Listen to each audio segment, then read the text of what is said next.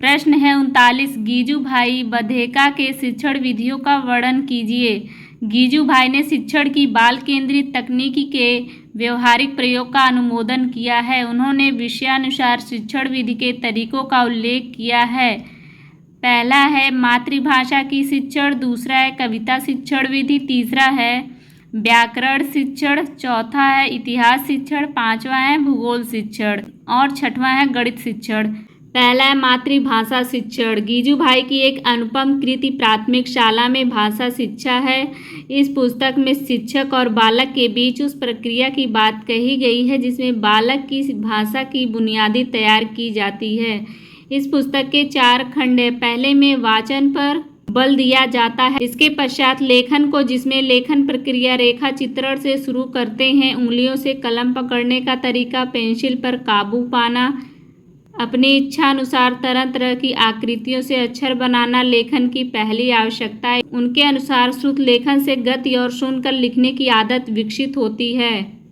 दूसरा है कविता शिक्षण। छात्रों को लोकगीतों के माध्यम से काव्य शिक्षण किया जाए तो उपयुक्त होगा, क्योंकि लोकगीतों में गायन ताल की स्पष्टता, उचित विषय वस्तु होने पर बालक उनकी ओर आकृष्ट होता है। बालकों के सम्मुख ऐसी कविता रखी जाए जिसकी भाषा बोधगम्य हो और विषय वस्तु वर्णनात्मक या कथात्मक हो। कविता का परिचय गाकर कराया जाए। कविता रसानुभूति के कारण ही वह आत्मसात होती है। बालकों में कविता का अर्थ ना बताकर केवल कविता का परिचय देना चाहिए। कविता का वाचन हाव भाव, उतार चढ़ाव के साथ करने से बालक कविता के भाव को भी समझेगा और आनंद की अनुभूति भी होगी।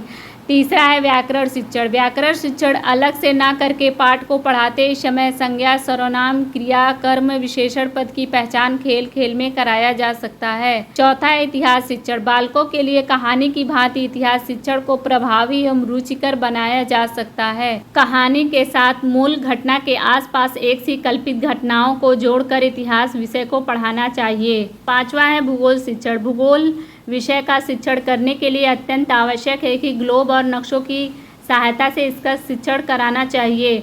छठवां है गणित शिक्षण। गणित शिक्षण के लिए गीजूभाई ने मॉन्टेसरी पद्धति को अपनाया था। प्रश्न है दूरस्थ शिक्षा से क्या आशय है। दूरस्थ शिक्षा गुरु शिष्य परंपरा से दूर है। इस शिक्षा में शिक्षक शिक्षार्थी का सीधा संबंध नहीं होता है। यह शिक्षण अधिगम का एक औद्योगिक स्वरूप है। दूरस्थ शिक्षा में विद्यार्थी को किसी भी तरह के शिक्षण संस्थानों में नहीं जाना पड़ता, बल्कि वे अपने स्थान पर रहते हुए विभिन्न संचार साधनों जैसे रेडियो, टेलीविज़न, इंटरनेट, ऑडियो द्वारा ज्ञान प्राप्त करते हैं। प्रश्न है दूसरा, शिक्षा का सार्वभौमिकरण का तात्पर्य बताइए। शिक्षा के सार्वभौमिकरण का तात्पर्य है कि शिक्षा का निश्चित स्तर तक सभी लोगों के लिए अनिवार्य एवं निःशुल्क उपलब्ध कराना। संविधान की धारा 45 के अंतर्गत 6 से 14 वर्ग के सभी बच्चों को निःशुल्क देने का संकल्प लिया गया है, जो प्राथमिक शिक्षा के सार्वभौमिकरण हेतु आवश्यक है। में लोकतंत्र, समाजवाद, धर्मनिरपेक्षता, विश्व बंधुत्व की अहम भूमिका है। इसके बिना शिक्षा का उद्देश्य ही पूरा नहीं हो सकता। शिक्षा व्यवस्था ही राष्ट्र की प्रगति का मापदंड है। राष्ट्र की शिक्षा व्यवस्था में प्राथमिक शिक्षा अपना विशिष्ट स्थान रखती है। प्रश्न है 10, लोकतांत्रिक व्यवस्था क्या है। लोकतांत्रिक व्यवस्था शासन का वह स्वरूप है जिसमें जनता का जनता द्वारा जनता के लिए शासन हो। लोकतांत्रिक व्यवस्था के लिए यह आवश्यक है कि समाज में ऐसे आदर्शों पर बल दिया जाए जो व्यवहारिक हो। वैज्ञानिक दृष्टिकोण लोकतांत्रिक व्यवस्था में सहयोग करता है, जिससे इस व्यवस्था में सुधार हो रहा है।